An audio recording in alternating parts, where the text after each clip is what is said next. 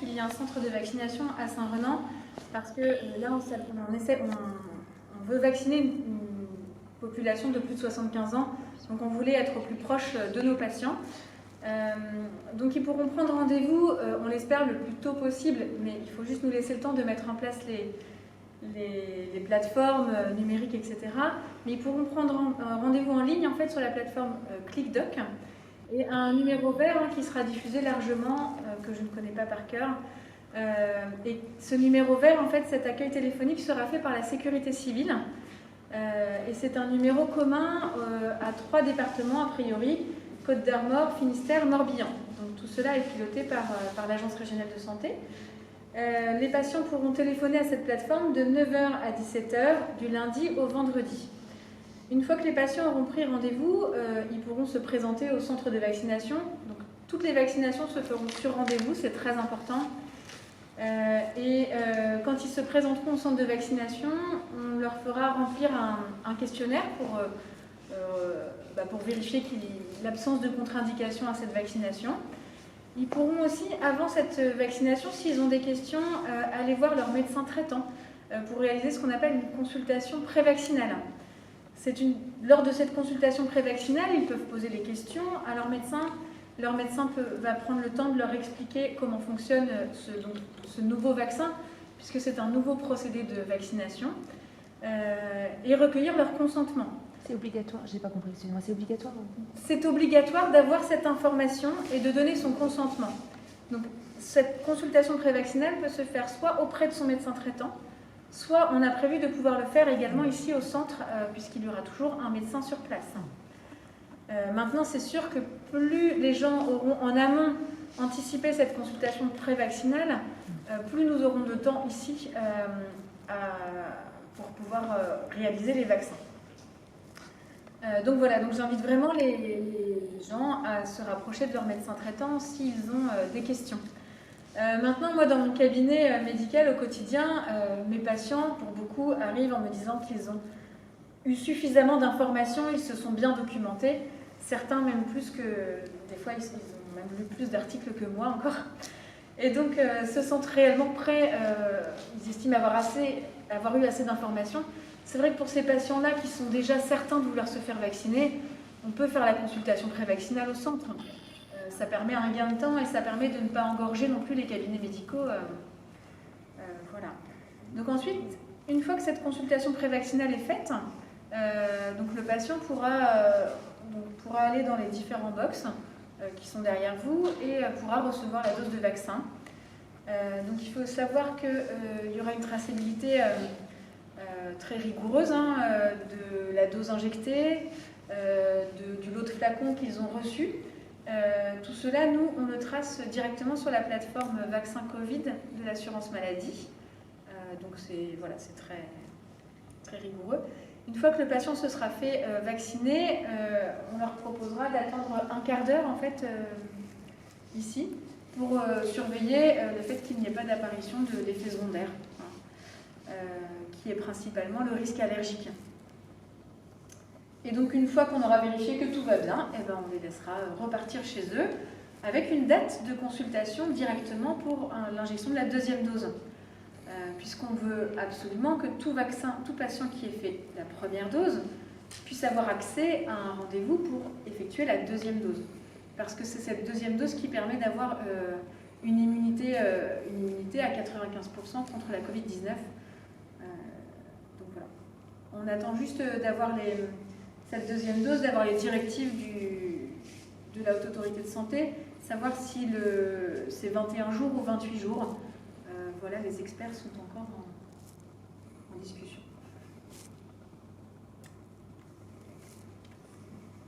Donc voilà, je ne sais pas si... Bernard, vous avez quelque chose à rajouter? Disons que c'est vrai que les professionnels de santé sont très motivés pour participer à ces actions de vaccination, comme ils l'ont été pour les centres dédiés. Et il faut savoir quand même qu'ils sont aidés aussi par l'Ordre des médecins et l'URPS, qui interviennent au niveau de l'ARS régionale pour récupérer, si vous voulez, les informations essentielles pour pouvoir leur transmettre. Et secondairement, après, chaque centre de vaccination a comme interlocuteur l'ARS départementale, mais c'est vrai que toutes les décisions importantes de l'ARS, elles sont prises au niveau régional. Donc il faut toujours qu'il puisse y avoir un intermédiaire entre l'ARS régionale et puis les médecins sur le terrain. Les médecins ou bien les infirmiers, tous les professionnels de santé ont des représentants au niveau départemental qui interviennent au niveau régional. Moi, je salue justement le volontariat de tout le milieu médical du secteur, parce que donc, ça met en avant la médecine de proximité. Hein. À la fois, on l'a vu pour les premières vaccinations à l'hôpital de Jeunes, dans les EHPAD, le Carnatus et l'Escao, il y a quelques jours, hein, mais aussi justement pour la mise en place de ce centre de vaccination. Donc c'est intéressant aussi de rapprocher justement toute la médecine justement de la population du territoire. Est-ce que Luc, quelque chose? Donc Luc est coordinateur justement du centre. Non, je veux aussi en fait préciser que là, nous, on est présents comme étant un peu les organisateurs, mais la semaine prochaine seront présents des vacataires que sont les médecins libéraux du secteur et les infirmiers libéraux aussi qui ont répondu très rapidement à la demande de constitution d'équipe et qui vont le faire tout en travaillant. Donc, c'est-à-dire quand ils seront en repos, ils ne le feront pas vu qu'ils sont ici, mais en tout cas, ils n'ont pas rechigné à nous aider. Je pense qu'il faut aussi qu'on remercie l'hôpital local de Saint-Venant parce que ils ont, comme vous le savez, il y a 15 jours, ils ont initié la vaccination dans les EHPAD de Carnatus et l'Escao et ils nous ont fait profiter de leur retour d'expérience en fait pour pouvoir monter ce centre. Par exemple, là en ce moment, les infirmières qui vont intervenir au centre sont en train de se former auprès de l'infirmière là-bas à la résidence qui vaccine les résidents et les personnels soignants pour être sûr de faire les bonnes manipulations du flacon. Alors, il faut savoir que les infirmières manipuler un flacon de vaccin, elles sont hautement qualifiées pour le faire, il n'y a pas de difficulté, mais c'est vrai que ce vaccin est tellement précieux qu'on a préféré qu'elle se forme pour pouvoir faire les manipulations au mieux. Il faut savoir aussi que donc les flacons, en fait, il y aura 5 doses de vaccin par flacon. Et il y en a un petit peu plus par flacon. Et donc, potentiellement, certains arrivent à faire 6 doses. C'est peut-être comme ça que vous avez entendu parler que les Anglais ont réussi à vacciner finalement plus de patients que prévu avec leur nombre de doses. Et donc ça, on est en lien avec les autres infirmiers qui pratiquent tout cela pour essayer de trouver des protocoles. Si on peut faire ces vaccins supplémentaires, ce serait bien. Le Moderna, c'est pareil aussi. Je 10 ne sais doses. pas. Voilà, 10 doses. Il est présenté en 10 doses. Alors, c'est 10 doses, mais ce sont des 10 doses individuelles à reconstituer, mais les doses sont individuelles. C'est un peu plus compliqué peut-être, enfin, plus compliqué non, mais c'est une autre présentation en tout cas. Elle sera peut-être plus facile à adapter au niveau libéral, et parce que, si vous voulez, la conservation du vaccin Moderna se fait pendant 1 mois en frigo. Ce qui fait que le vaccin pourra être diffusé par les pharmacies, récupéré, je pense, dans les cabinets médicaux, et c'est un petit peu ce qu'on espère, parce que c'est vrai que la vaccination en cabinet médical, vous ne vous rendez pas compte, mais ici, on va faire un certain nombre de vaccins. Si les médecins libéraux pouvaient faire ces vaccins dans leur cabinet, il y en aurait 10 fois, 20 fois plus, de fait. On est très limité quand on fait une vaccination dans un centre. Il faut voir que la vaccination antigrippale chaque année est faite par les infirmiers libéraux et les médecins. Et qu'en 1 mois et demi, je ne sais pas combien de millions de personnes sont vaccinées. Mais la population est vaccinée en 1 mois et demi, 2 mois. Voilà, donc on a la capacité de le faire. Après, là, c'est les conditions logistiques de ce vaccin, du fait de ces conditions de conservation qui nécessitent de mettre en place des centres de vaccination et une organisation particulière. Je crois qu'il faut insister sur une dose, éventuellement le reliquat pourrait être utilisé après pour d'autres personnes ou pour d'autres. C'est-à-dire, c'est pas un reliquat, hein, c'est vraiment s'il y a une dose complète, on s'engage à ce qu'il n'y ait aucune dose perdue.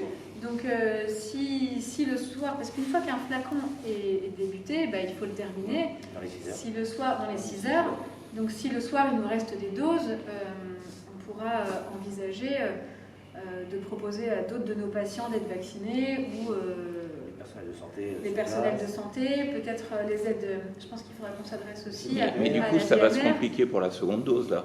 Comment? Ça va se compliquer pour la seconde dose aussi. Non, là. parce que du coup, si la personne a reçu la première dose, Ouais. on l'enregistre dans, quand même dans la plateforme Vaccin Covid et logiquement est mis de côté dans le stock d'État la dose pour la deuxième dose.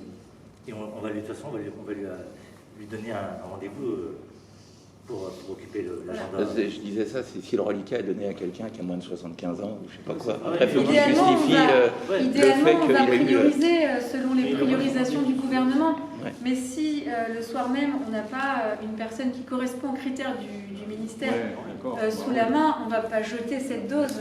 Bah, C'est que là, c'est ce que Pour être proposé par l'assistante maternelle, les gens qui sont en contact avec, voilà, peut-être Voilà. le médecin, Le maire, dans les écoles. puisque je suis très favorable au vaccin. Puis en tant que village irréductible gaulois, on ne peut pas se permettre de gâcher une Non. goutte de potion magique. Non, non. Moi, je veux bien dire, hein, s'il en reste. Probablement.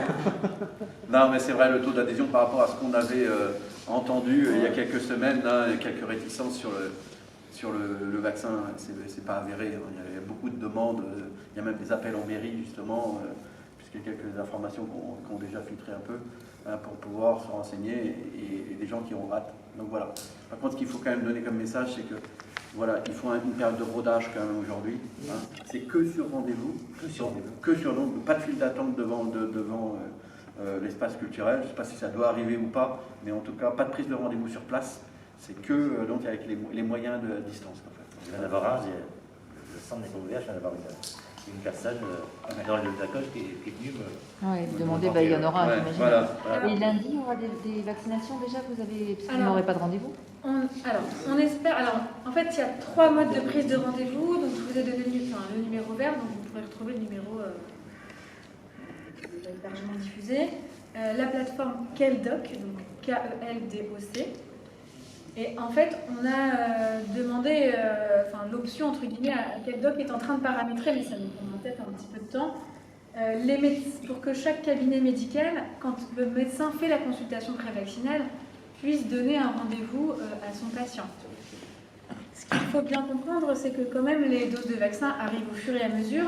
On fera tout notre possible pour pouvoir ouvrir le maximum de créneaux de consultation pour vacciner, mais je pense que il va falloir faire preuve quand même de patience et de civisme pour l'accès à ce vaccin. Et donc c'est vrai que si les gens par tous les moyens essayent d'obtenir un rendez-vous, ça va plutôt nous compliquer la tâche que de nous aider. Donc voilà, ce sera chacun son tour et ce sera selon l'arrivée au fur et à mesure du vaccin. En tout cas, les soignants sont mobilisés pour qu'il y ait les effecteurs pour pouvoir le faire. Mais il faut comprendre qu'il y a une demande mondiale pour ce vaccin. Donc on ne va pas pouvoir vacciner tous les patients de plus de 75 ans en 3 semaines. C'est quoi l'objectif? L'objectif, j'ai envie de vous dire que tout dépend des doses de vaccins qui sont disponibles. Je peux pas. L'objectif, nous, on aimerait pouvoir. Alors, je crois que c'est à peu près 4400 patients à la CCPI de plus de 75 ans. Oui. Il faut quand même prendre. Enfin, vous avez dû écouter le discours de notre ministre hier soir, donc, qui a ajouté à cette liste les patients de plus de 50 ans avec des comorbidités. Donc là, on va avoir, du coup, c'était 4400 patients potentiels. Là, je pense que le chiffre a explosé.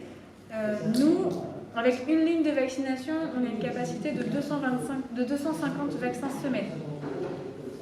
Une ligne de vaccination. Enfin, un espace. Un espace de Un vaccination. cercle Comme de vaccination. celui-ci. Oui. Un médecin, 2 infirmiers. L'idée, c'est qu'on 250 peut... vaccins par semaine. 250.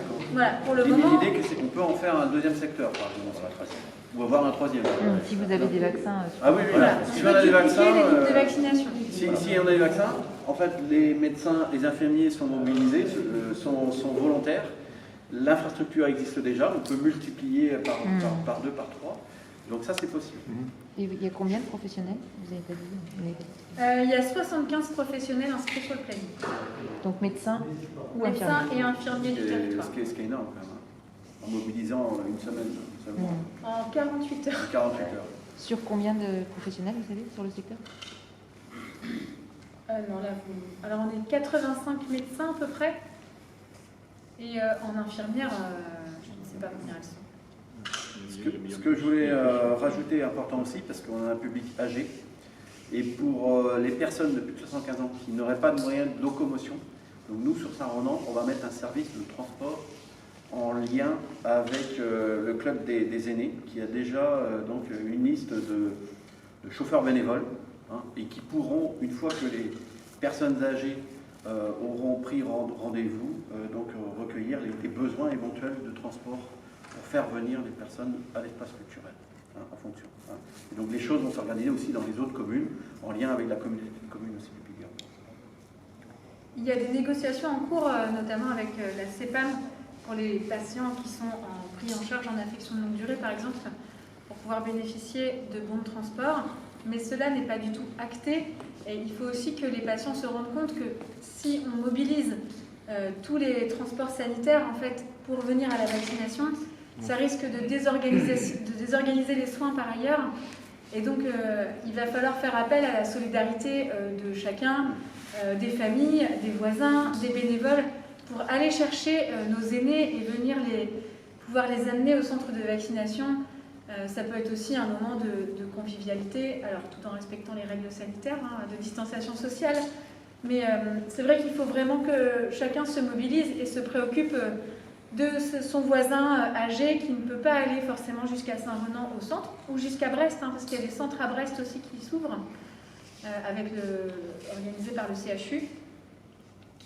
Et donc vraiment, là, il faut que tout le monde se mobilise pour pouvoir accompagner son voisin, son grand-père, son arrière-grand-père, son arrière-grand-mère, son arrière-grande-tante. Il n'y a pas de vaccination à domicile?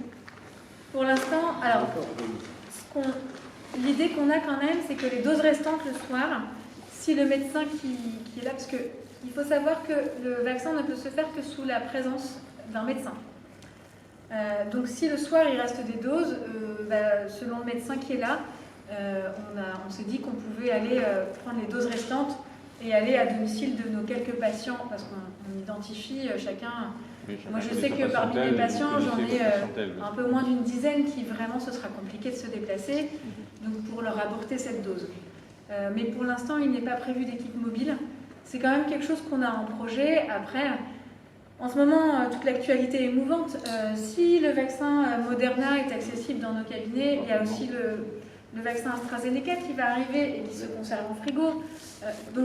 Mais tout ça est tellement mouvant que j'ai envie de dire ça dépend. Pour l'instant, tant qu'on a du Pfizer, il se fait ici sous surveillance médicale, manipulation des flacons par les infirmiers parce que c'est quand même eux les plus experts pour le faire et ça se passe comme ça. Mais ensuite, nous, on est, vous voyez, on a pu monter ce centre de vaccination, on était prêt pratiquement en 72 heures.